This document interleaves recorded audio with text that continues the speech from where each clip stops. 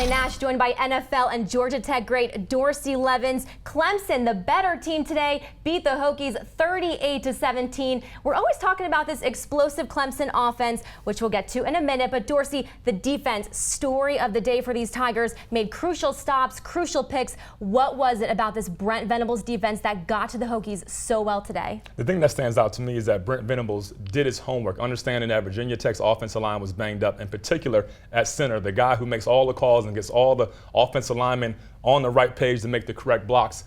Did some things to try to confuse those guys up front, made some linebackers appear like they were going to blitz and not. Here you see the linebackers that are highlighted. They're creeping up to the line of scrimmage like they're going to bring pressure. Obviously, Logan Thomas can see that. Two of the guys back out. One of the guys comes. They get pressure on Logan Thomas, and he's not able to throw the ball the way he would like to. The pass is incomplete. Once again, they're going to line up. You see Brent making some calls on the sideline. He sees something that he's probably saw on videotape. We're going to bring the corner from the top of the screen here, create some confusion. Look, nobody even blocks him. He's untouched. That's definitely a mental error by Virginia Tech's offensive line. So hats off to Brent Venables for getting his defense in line and creating a lot of pressure on Logan Thomas today. Very impressive. I know Clemson fans were waiting to see a defensive performance like this. Yes. Now to the other side of the ball, where the offense struggled a bit today. In the third quarter, they had back-to-back 3-and-outs. What did you see on this side of the ball? Well, basically early on, Taj Boyd was under a lot of pressure and caused him to throw some balls, a lot of balls over the heads of receivers because he was forcing that pressure.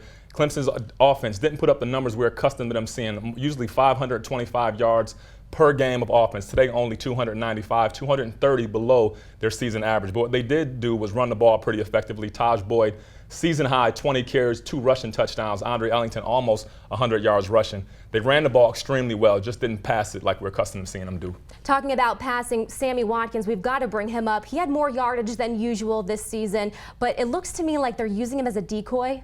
Yeah, sometimes they are using him as a decoy, but I think the thing that stands out most to me about Sammy Watkins is that because he's so explosive, sometimes he garners so much attention that there are going to be 2 or 3 guys on that side, so it opens up room for DeAndre Hopkins and for Andre Ellington. So sometimes he's a decoy by design, sometimes he's a decoy because he's Sammy Watkins. I know Clemson fans also waiting for that breakout game from Watkins. Now we want to hear from you, Clemson fans. Tweet us at the ACCDN. When do you think Sammy Watkins is going to show his All-American stuff? For Dorsey Levens, I'm Kelly Nash from the ACC Digital Network Studio.